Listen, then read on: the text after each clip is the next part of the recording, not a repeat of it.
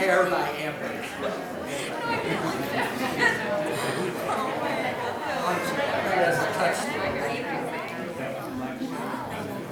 Somebody's going out with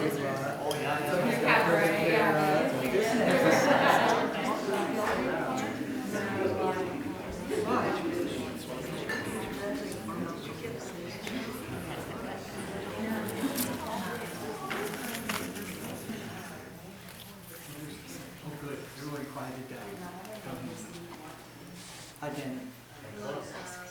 Hi, Dana. Nice to see you. You ever been to one of my stories before? I never have. Oh my God. I didn't know you did it. You did it by yourself.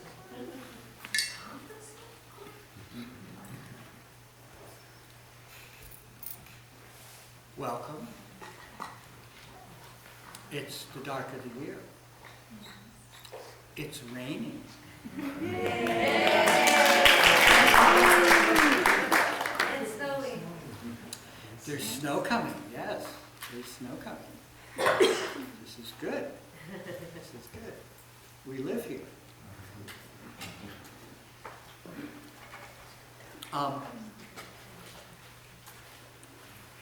This is the latest in a long series of stories and talks that I've given, which I'm going to review so we have some background. I was worried about entertaining the children, but I guess we're the children. Okay? And this is a series sponsored by Siskiyou Permaculture. And Melanie and Karen? Look over here. There's Karen. Melanie and Karen are over there. And they have things on the table to entertain you. Back in that corner is some of the Forest Service maps that I could find that cover the route, the pilgrimage around Mount Shasta that I'm going to talk about tonight. And I wanted to start by making an interesting point that I'm going to return to, which is so many trails and pilgrimages that people go on around the world are one way. They go someplace and end. Pilgrimage that goes in a circle is a whole different ballgame. And I only know stories of some mountains in the Himalayas where people go around the mountain. Every 3 steps they're on the ground bowing, and then they get up, and then they bow, and then they get up, and they go all the way around the mountain this way. Right? So that's the only story I have right away. The big thing that I discovered in preparing for this story is that this is the Rogue Valley and the Shasta Valley. This is the Chinook trading route. The whole West Coast for 10,000s of years went through here. And we actually, right now, this evening, are sitting on the Chinook trading route. It went basically through this parking lot. And these springs were one of its stopping places. So as I imaginarily walked this great circle around Mount Shasta, I kept passing traditional trading routes. So you can think of the trading routes as the spokes of the wheel. And you can think of the pilgrimage as the encircling. And the mountain, the Aika, the great shining one, as the center of this. Which interestingly, the center of this pilgrimage is visual. It's what are the ridges where you can get a view of Mount Shasta? How big a circle can you make that's continuous and you're always, every day, able to see Mount Shasta? So that's kind of like the challenge. And I've only walked maybe a third or a half of this in my lifetime, in bits and pieces, so I'm making some of it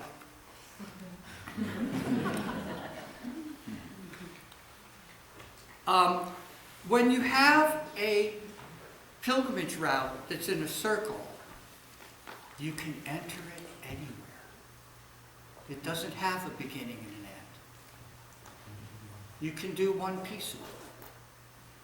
So lots of people can come in from different places to get on the pilgrimage. And that matches with these trading route spokes, because the other big spoke thing here is that all the tribes, you'll see their names in big green behind me. And I haven't got them all up here. I've only got the language groups. I don't have all the tribal names. All these tribes say that their ancestors came out of Mount Shasta. And all these tribes had routes that were one-way pilgrimages to Mount Shasta and back to their home territories. So you've got these traditional Native American pilgrimages to their birthplace, Iaiika, the Great Shining One. And then you've got the trading routes, which cover some of the same ones. And now I'm proposing that for us to be Ecotopians in Northern California and Southern Oregon, that this is the ultimate pilgrimage, the ultimate circular pilgrimage.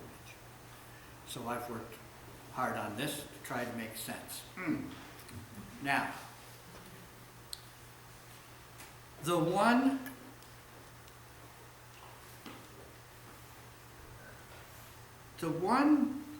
mystery I haven't solved yet, I'll start there, is I was surprised to learn the traditional Chinook trading route went east of Mount Shasta. It didn't go where I-5 goes. So you're going to have to think about that, all right? The traditional route was around the east side of Mount Shasta, down to the Pitt River, because the Sacramento Canyon was just too rough. It was just too hard. And it took them a long time to even get a mule track up through there. It was really difficult. So I learned that there's something called the Old Military Road that went east of Mount Shasta that's closest to the Chinook trading route. Didn't find it on any maps. So I'm still looking. That's a mystery. Now, one of the things that's happening is also about moving animals.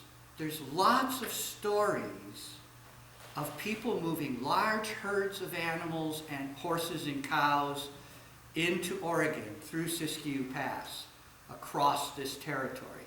And there's all these Basque herders in the Shasta Valley who were doing herding pilgrimages up into the mountains and back down for the winter. Now, Europe has a lot of this still intact. They have a whole series of pilgrimage trails called Camino.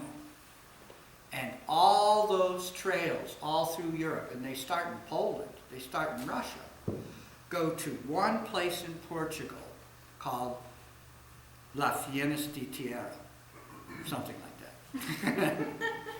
Fienes de, anyone speak Portuguese here? End of the world? End of the world. Or Fienes de Tierra.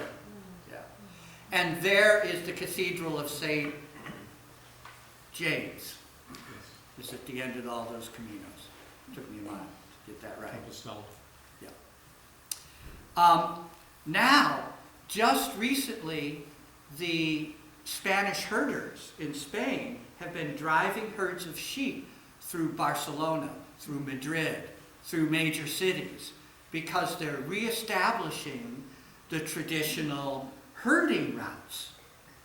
So I like this network. It fits in with the stories I've talked about before, about people living in these valleys.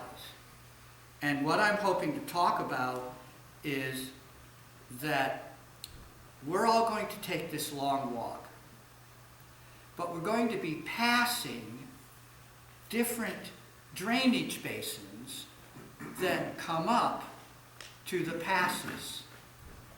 And all of these drainage basins that we're going to be passing by the top of have different cultures, different specialties, different foods, different trees.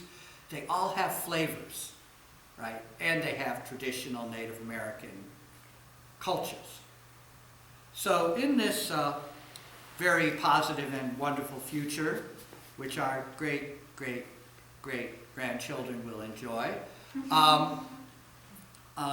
there's this integration of the landscape that all these different flows I'm talking about kind of weave together, bring together.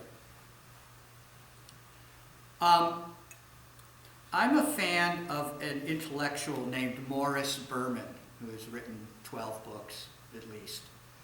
And one of my favorite books of his is called Wandering God.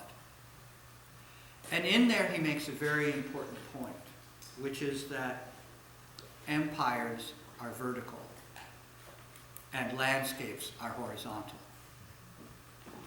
And so this phrase that the pilgrims say over and over again as they circle the mountain is Waku Taku Waiki Nuni, which means around and around but never on top. And this is Shasta language, Shasta tribe language. They have their own name. But Waku Taku Waiki Nuni. And so every time you see the mountain for the first time in the morning, you stop and you say that. So that's the repetitive prayer of this pilgrimage, is around and around, but never on top. And there's some really deep meaning to this. Agriculture is vertical. Storage, accumulation. Horticulture is horizontal. Writing is vertical. Laws are vertical. Songs and stories are horizontal. So there's this play between the up and the across that resonates through this.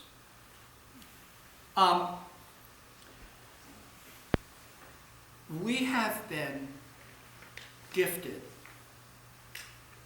with recent anthropological reporting in the last 10 years. And the information that has come through is absolutely wonderful because it fills in a big hole. Most of the anthropologists who showed up early on this landscape, well, they were all guys. And nobody asked the women anything. And guess who was doing the horticulture? So, we now have Kat Anderson, who published about 10 years ago, Tending the Wild. We have Nancy Turner up in British Columbia, Keeping It Living, and other books. And we now have an actual Native American woman, Robin Wall Kimmerer, with Braiding Sweetgrass. So the first women, white women, made it through all the hoops, especially the doctoral defense, where the boys tear you apart. Anyone been through a doctoral defense in here? Lucky you. No PhDs in the room. Hey, okay. And then, at last, Native American women made it through all the hoops and are now reporting and are giving us this information, filling this in. And the thing that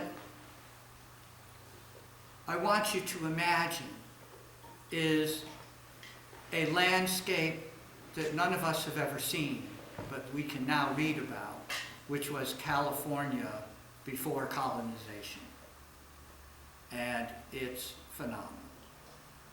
The horticultural landscape of California was so productive that the Europeans thought that the Indians were lazy and were not exploiting the resources. They didn't realize that the California natives were enhancing the resources, not exploiting them. So there's a big thing here about gratitude and humility. And this pilgrimage, the theme of any pilgrimage, is gratitude and humility. Taking our place, recognizing the patterns.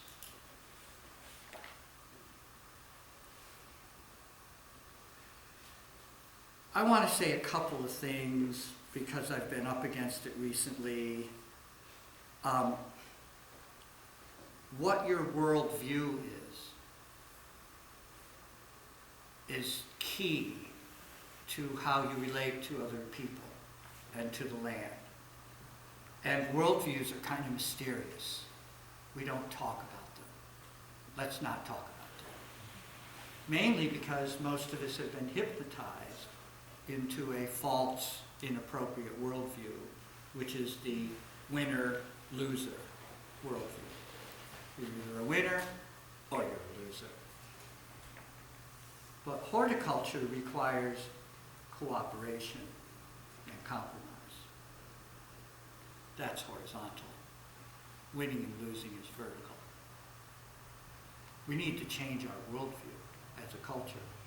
And we need to do it consciously. And that's a good trick. So I'm going to claim that although humans have co-evolved with nature, we're still not perfect. Do you know that? We're a work in progress. We're just another experiment of the goddess. But we have this neat trick, which is called storytelling. And storytelling builds culture. It adjusts for our imperfect biological evolution. We co-evolved with nature, but only human cultures that are tied together with stories create and live on abundant landscapes. Because they have wisdom and they have traditional ecological knowledge, TEK. And this is the big thing that everybody's starting to refer to. All those fairy tales you learned as a kid, those European fairy tales, TEK, traditional ecological information, knowledge. So, the other mystery that I have, besides that's related to the military road, is that the Pacific Crest Trail was originally slated to go straight up the east side of Mount Shasta, right up to the Oregon Cascades, and straight up to Washington. And somebody pulled a fast one and sent it below Mount Shasta, across the Sacramento River, all the way through the Marbles, up into the Red Buttes, back over to Siskiyou Pass, and back over to the Cascades, and then back up. So I kind of want to thank the shortcut because they left the shortest piece and the easiest piece as far as trail building is over there. I want to know where the proposed route was. Is there any documentation? Who were those first trail finders? Did they leave any maps? I'd like to know. So that's my other mystery. It's like, where were they going to go? Okay. Really, I have a story. Patience. I want to go through the previous stories quickly here so that we understand how we get to this story. And the first story that I have down here, I told in 1995 at the Headwaters office about my experience in South Africa. And I'm dealing with indigenous people there. And this last winter, I was lucky enough to teach in Taiwan, and I dealt with 2 different tribal people there and their mountain routes, which they have been excluded from by the creation of national parks. Okay? So there's a whole aspect here of indigenous people actually having access, renewed access, to their burial grounds, their village sites, their traditional pilgrimage routes. This is also a big thing. And then in this decade, starting in 2009, I first talked about the ecological constraints of the Bear Creek Basin. Where are we? We don't have much water. We don't have, what do we do here? Retirement? Okay.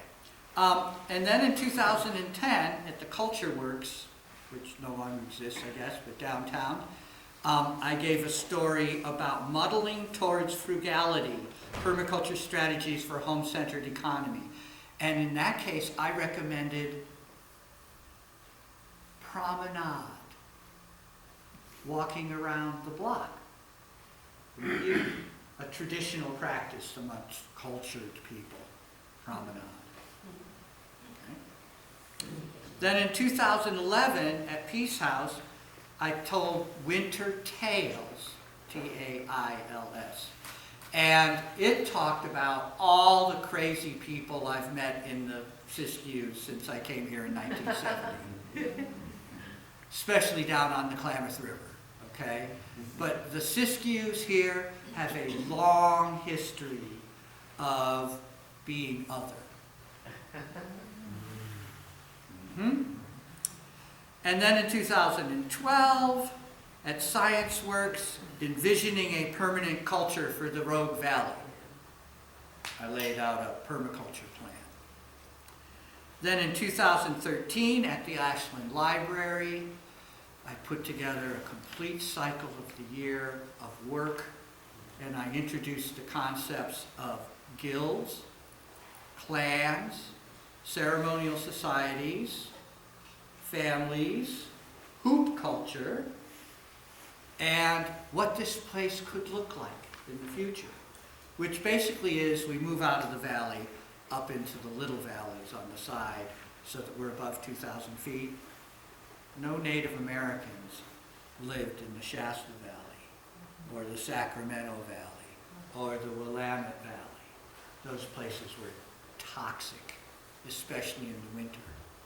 And I lived here in the 70s when the teepee burners were still going. The sawdust burners in White City. We were all sick for months, every winter in the 70s here. So things have improved, but we have a situation, which is you don't live in the bottom of these valleys. You put agroforestry in the bottom of these valleys. Okay.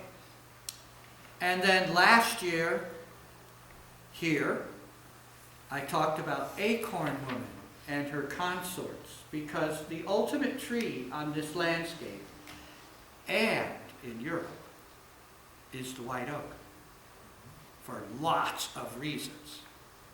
A lot of it is ecological, because the white oak tree is implicate. It's folded into many other species. It's the center of everything. And as you walk around on this landscape, you can pick up petrified white oak. White oak has been here a lot longer than we have. So I honored her last year, and this year I'm supposed to be telling a story, right? So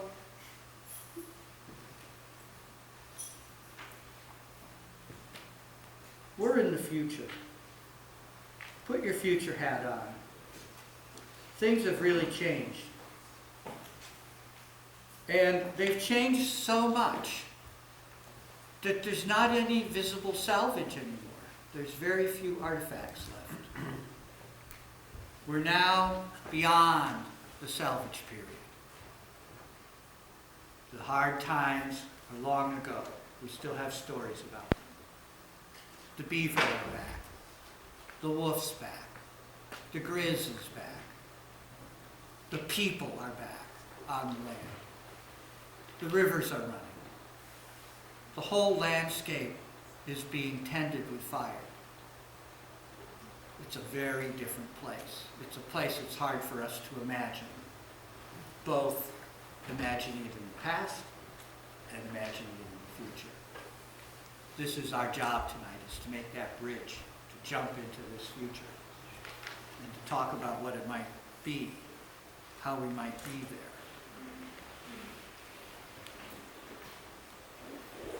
The way that wisdom through stories works to help us behave better and be less hyper-individualistic are trickster stories.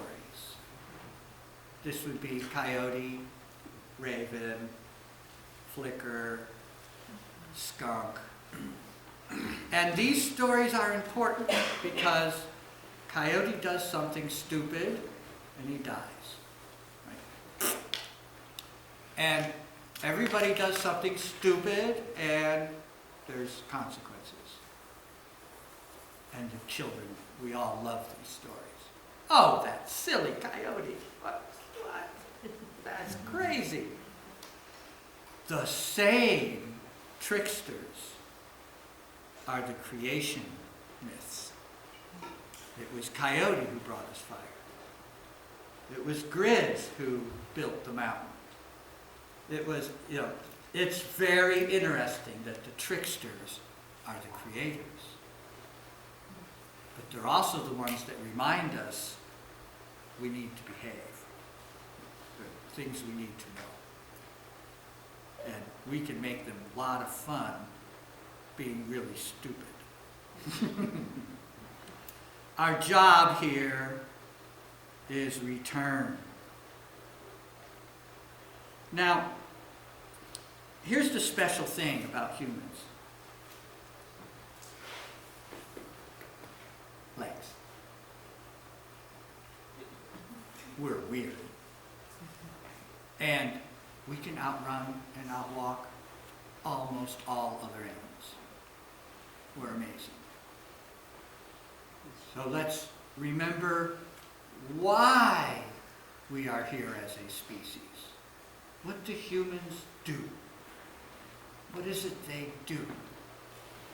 Well, they go on journeys. They watch what's happening. And they make messes. That's called disturbance regimes. All right? So, very useful. Humans making messes, very good. If it's good. When it's good. So I wanted to reinforce that. And then I want to repeat one of my tropes, I guess it is, because I can't prove it. But in recent time, like within the last 1,000 years, this planet reached the highest biodiversity of species ever in the whole history of the planet. Every time there's been a rub out in 4 billion years of time, the planet has come back stronger. Let's not forget that. And second, in this imaginary time that I'm referring to, the last few hundred years, the highest biodiversity per acre or per area was found and is found on human-managed landscapes. That's because of messes, disturbance regimes, edges, and paying attention and holding stories, holding knowledge, holding all that together. So these are the two things that I wanted to praise humans for: walking and running and making messes and observing and keeping stories, right? Keeping track of all this so we can keep that together.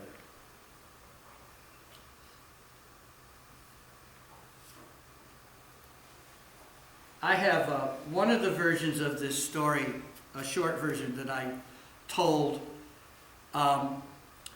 The title is, "Then They and Them Went There."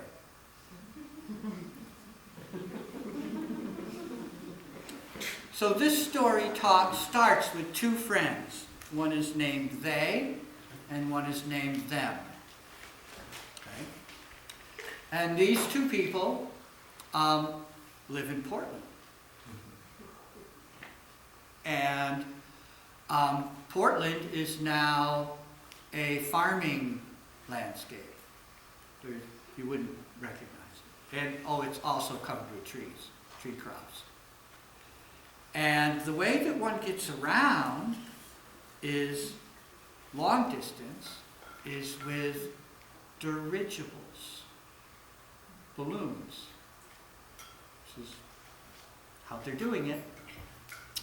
And they're doing that with wood gas from their charcoal operations, because there's so much agroforestry and trees. So them and they, to get there, go up and take this balloon trip.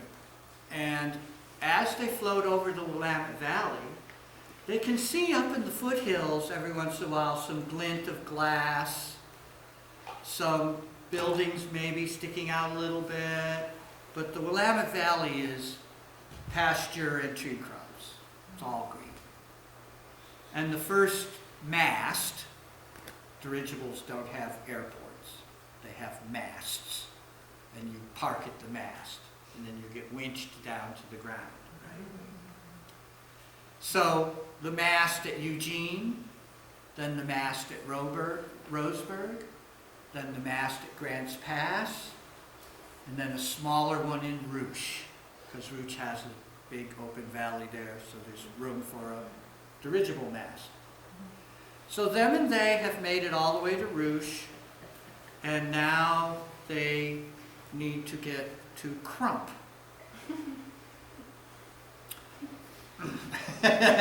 And Crump, how many people know where Crump is? Oh, if you do, okay. Well, it's just up the road from Buncombe. There's Buncombe, and then there's Crump. Okay? That's where Crump is. At the junction of Yale Creek and the Little Applegate River. And at this point, I'm not sure how they get from the dirigible to the gate village at Crump. It could be bicycles. It could be a steam cart of some sort. I'm not sure, but I can only just see it vaguely in the future there. And but they have some gear with them, you know, and most of which they leave in Crump when they learn what's really up. And Crump is a gate village now, and it has lots of farms around it, and everybody eats good. Great dairy, great cheeses, great beer, great bread, crumbs.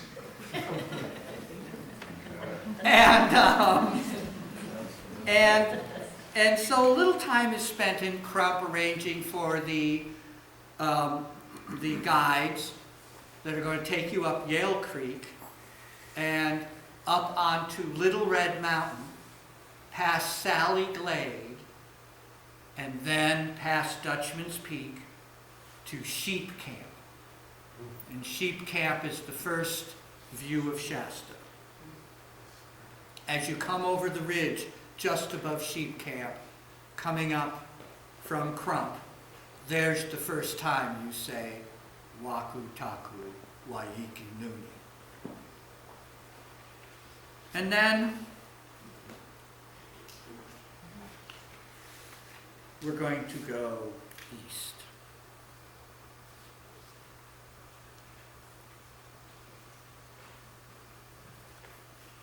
I would love to describe for you everything that you see as a pilgrim after you leave the village of Crump. You're moving through several different elevations, lots of different types of meadows, lots of different types of farms, and different groups of people wearing their guild costumes. So they might have special hats, or they might have special vests, and they're doing ecological work. They're doing work, making messes on the landscape. And so you see all of this as you walk up through. And you're walking with, since this is late June, you're walking with the herders, and the herbalists are just ahead of the herders. So the herbalists are going up into the meadows, and they're gathering the flowers, the early herbs, before the herds come in, before the animal herds come in. And these animal herds are very different because they're not extractive, they're repair. So we're talking about, 6 or 8 different varieties of animals, all working together, plus dogs, and they're all doing this ecological work as they move along. So the herders are doing complicated things. And ahead of the herbalists and the herders are the rangers. And they're the ones with the really long legs. And they're keeping an eye on things, and they've already been up on the route, so they know that there's a big drift at McDonald Peak Pass, and you're going to need to do some snow climbing, because that's your next day after sheep camp, heading east. You see, you're getting outfitted here. So you have baskets and bags. Less than packs, you have things draped on you. It's more like string bags. It's more like shoulder baskets. You're wearing sandals that you're going to replace several times out of different materials. But the sandals have inside of them 2 different types of footwear. The first is a close-fitting salmon skin sock boot. It's salmon skin, it's almost waterproof, it fits your foot really well, and it fits inside your sandals.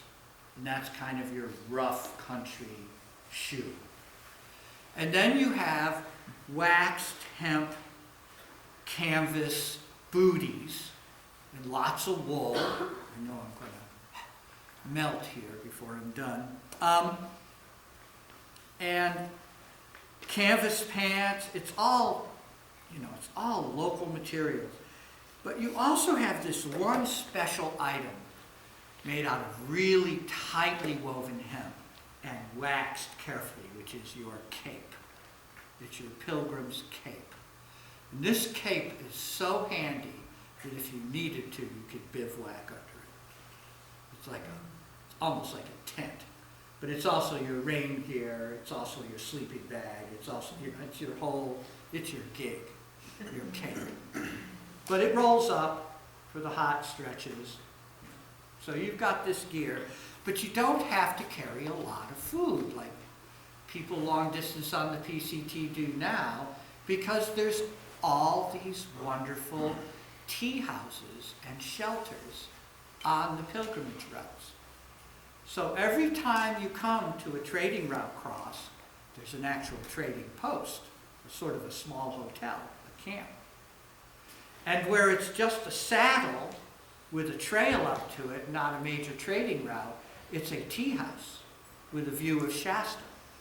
And you're probably staying at these tea houses overnight.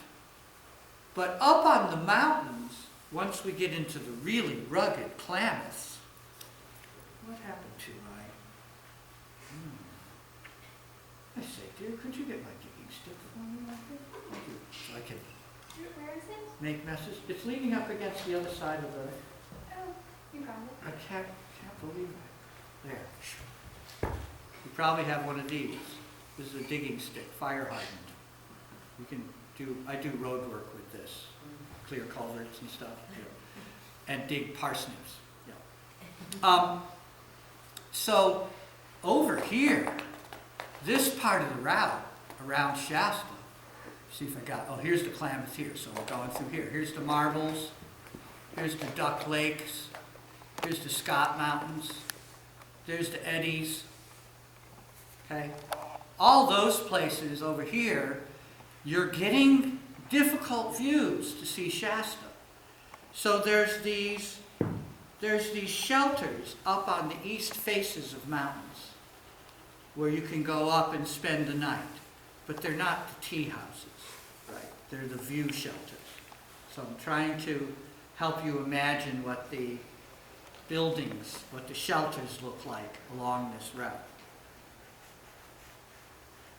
Yes, you have some people to help you out. Porters.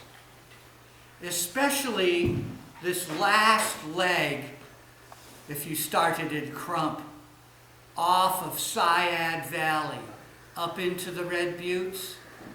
How many people have done that one? Straight up. It's called Devil's Ridge. You know, it's like pretty hard. Okay. Now, the other thing that's going to happen to you on this trip is your memory is held in very small objects that you collect every time you move into a new notch or you move into the head of a new drainage basin in a new culture. You start to create a mala.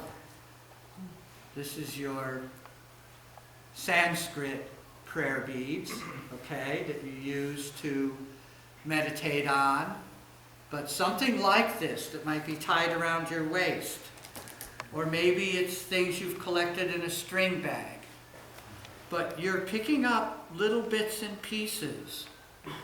Red jasper and feathers. And I've made a list of the things that might end up on your memory chain.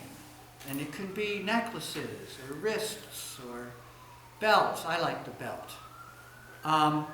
Seeds, nuts, twig beads, stones, petrified wood, carved figurines, shells, fossils, clay beads, bones, feathers, sinew, tied up, twisted fibers, claws, horns, antlers, leather, crystals, and relics, and dried mushrooms. I have a article from the New York Times about the Iceman they discovered in the Alps when the glaciers melted back and what he was wearing. Very interesting. That's part of my research for this story. And he had strings of medicinal mushroom hanging from his belt and tattoos that looked to be maps. So very interesting. He was a pilgrim. He was going up the high country, traveling this kind of a trip. Very interesting. So we have that report.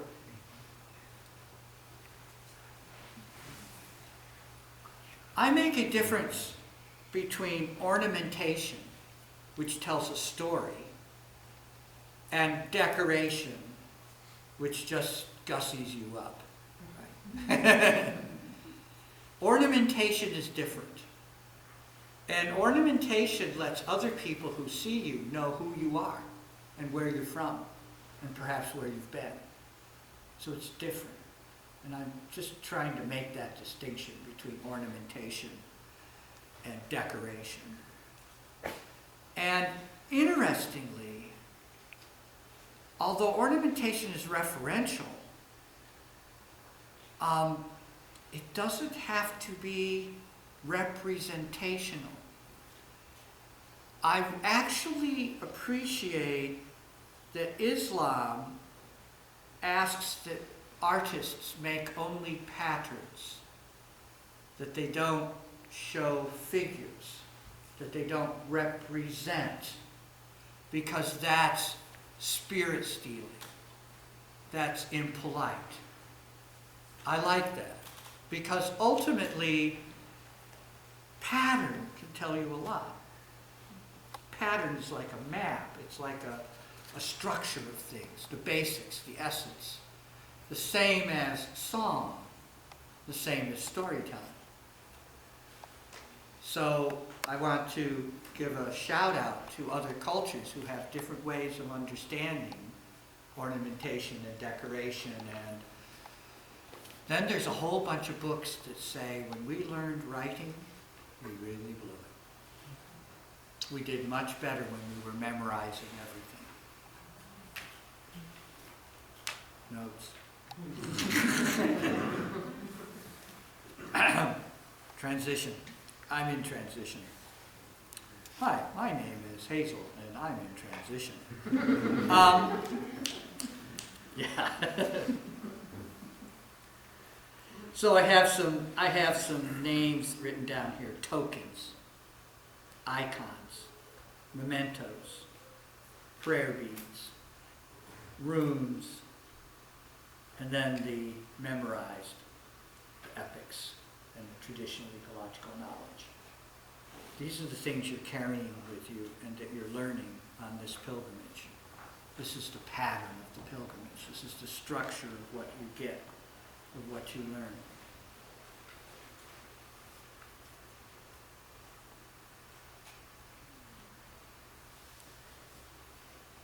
Good. I'm actually getting through the notes. I wondered.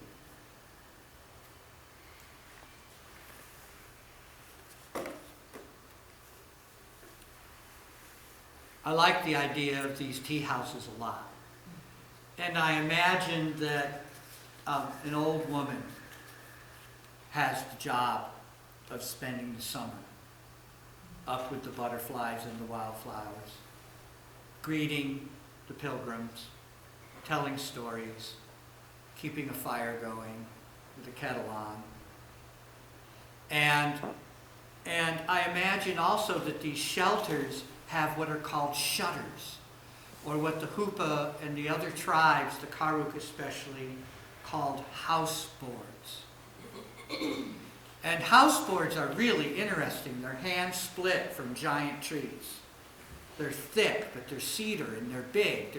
A strong person can only handle one of these houseboards. They can be this wide, and they can be 10 foot tall. And what I really liked is that one of these houseboards has a hole cut in it, burned into it, right? Burned through it. And that hole is just big enough for you to put your bags through it and to jump through it with the grizz right on your ass. And the grizz can't go through that hole. Okay. So this was pretty, all these different tribes, all of them, had this grizz-proof housing mechanism. And it consisted of a big board with a hole in it, and you go through this hole. It's like birthing, right? It's like, boom, through this hole. Okay, yeah, I see that claw. Yeah, okay, back off. Okay, so I've spent quite a bit of time imagining how different these shelters would look from each other out of the rock of that mountain, you know, with the timbers of that drainage basin, with all kinds of different types of roofs, some places slate, other places tiles, shingles, shakes. So it's endlessly interesting, this walk we're going to take.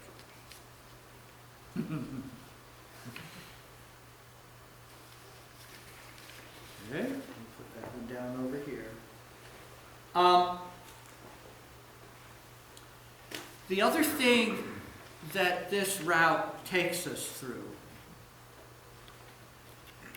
is some of the most complex geology on the planet. It's called the Klamath Knot. It's called the Cascades. It's called the Great Basin. this is amazing that it's all here on this one pilgrimage. And so we're going to be walking through geological time. We're going to be walking through landscapes that represent the whole planet. And that means the stories that come to this mountain are big stories. They tie us to everyone else, to one planet. And then, not only do we have this complex geology, but this is a world-class biodiversity region, one of the few on the planet. And we have the most conifers of any place on the planet. In fact, the Duck Lakes Wilderness has the Miracle Mile. This 1 square mile that has more species of conifer trees in it than the entire planet has. Okay? It's crazy. And you're for sure going to have a lot of wooden beads on your waist belt. And you're going to have the grain on them, so you'll be able to say, oh yeah, this is Port Orford. And this is Baker's cypress. And this is Brewer's spruce. So the plants, the animals, the cultures, the geology, it's phenomenal. And the trading routes that bring stories from everywhere.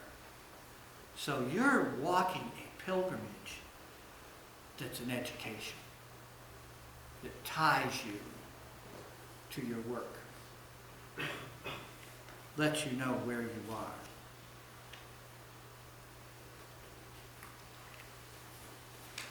All right.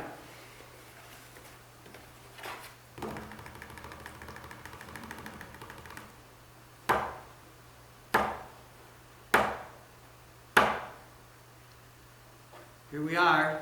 It's our first morning. We've gotten up early because it's a tradition to go up to the viewpoint and watch the sunrise and say the first prayer of the day, to look at this giant mountain. And this mountain, which we now call Shasta, and these mountains here that we're starting in, the Siskious, both of these terms are Russian, actually. Shasta means high shining light, pillar of shining light in Russian. And Siskiyou means boobs. That would be les grands tétons, right? Tetons. Yeah, it goes on and on. This is mountain ranges. And yeah, I mean, where's the water come from? Where's the fertility come from? The mountains. The great giving of the earth, of the Mother Earth. Right? So that just gets us oriented, just how juicy this walk is. And we're now headed from Sheep Camp over towards Mount Ashland. And we're crossing some very interesting territory that has long history to it. And we're hearing these stories. The first bead that we got at Sheep Camp, I have as quartz set into narrowleaf mountain mahogany wood. Because up there, just above Sheep Camp, is a stunted grove of Great Basin desert flora. Sagebrush, narrowleaf mountain mahogany, California, Oregon peony, which is the weirdest looking plant you've ever seen. And that is where we're starting east from. It's the chunk of desert in western Oregon closest to the ocean, closest to the coast. It's right there, Dutchman's Peak. It's one patch. So that's your first bead that you're collecting, that you're putting in your string bag, or tying, or putting on your belt. And the stories that you're hearing here are from the Dakubititi. And the Dakubititi tribe, of which Grandma Agnes is half Dakubititi and half Dagilma. But there's very little organization amongst the Dakubititi. I don't know much about them. They were Athabascan speakers. They're Navajos. And Dakubititi means people of the beautiful valley. That's what it means. And they lived in the Applegate. And that's where I live now, and I can see what they did there, which was baskets, big time. Lots of basketry materials, lots of horticulture, lots of things moved long distance. Klamath plum, growing Modoc plum, growing in the Applegate Valley. Goes on and on. It's obvious that the whole Applegate was, and again, a fecund, glorious, complex, beautiful place. So these are the stories you're hearing up there at that sheep camp spring. You do, it being late June, probably have to kick a trail over very large drifts of snow at McDonald Peak in order to get down to Grouse Gap Shelter, which is your next tea house. And the Grouse Gap Tea House is looking out over a new valley that you couldn't see at Sheep Camp. You have moved over McDonald Peak. You're looking down on a major trail. This is your first view of the Chinook trading route. And the next day after Grouse Gap, you're going to be at a trading lodge at the pass, at Siskiyou Pass. And you're going to, get last minute things, some news, maybe get rid of some stuff because you were carrying too much. And at Grouse Gap, I'm imagining it's a piece of feldspar, nice and flat, and it's set into bitter cherry. Because some of these minerals are so hard, especially quartz, that it's hard to drill them. Because really you use quartz powdered as a grinding powder in order to make holes in everything else. Right? Quartz is the #1 abrasive that all the rest of these things are made with. So quartz has to be set. It doesn't get drilled. And same thing with feldspar. It's a little different.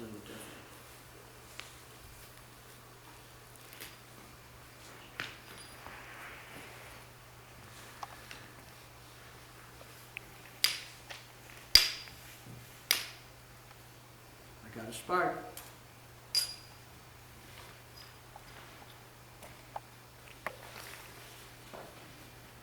Flint and steel.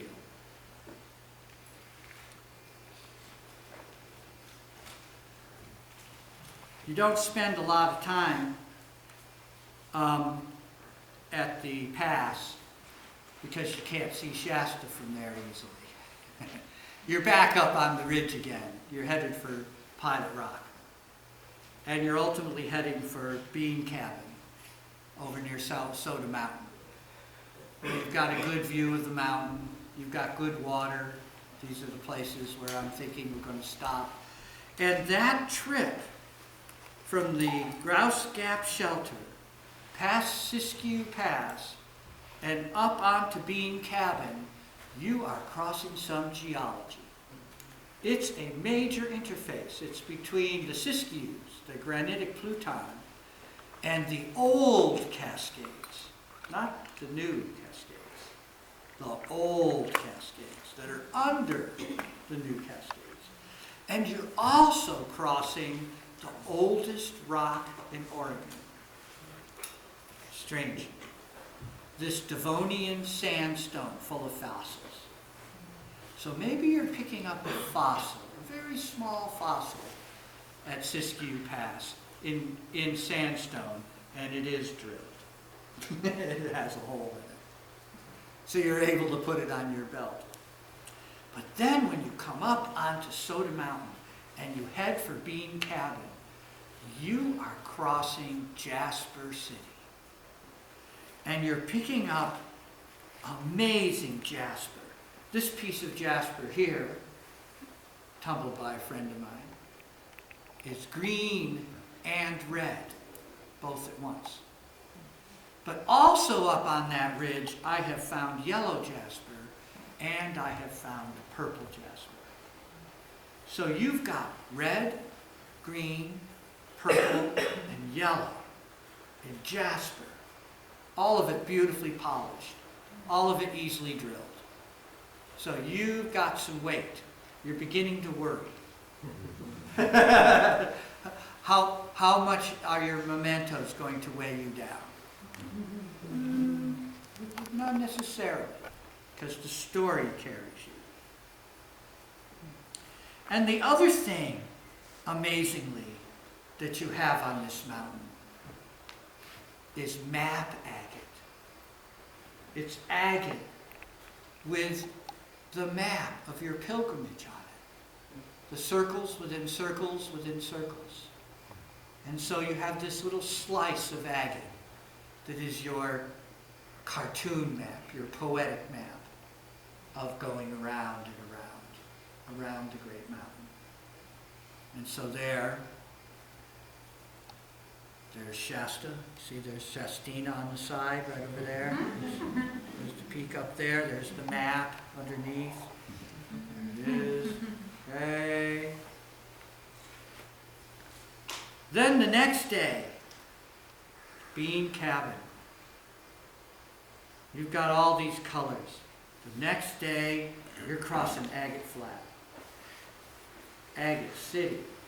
And you're doing it by running Keene Creek Ridge because of the views of Shasta along this ridge. And you're crossing Jenny Creek up above the deep part of the canyon. But then you're running the east side of Jenny Creek Canyon because down near the falls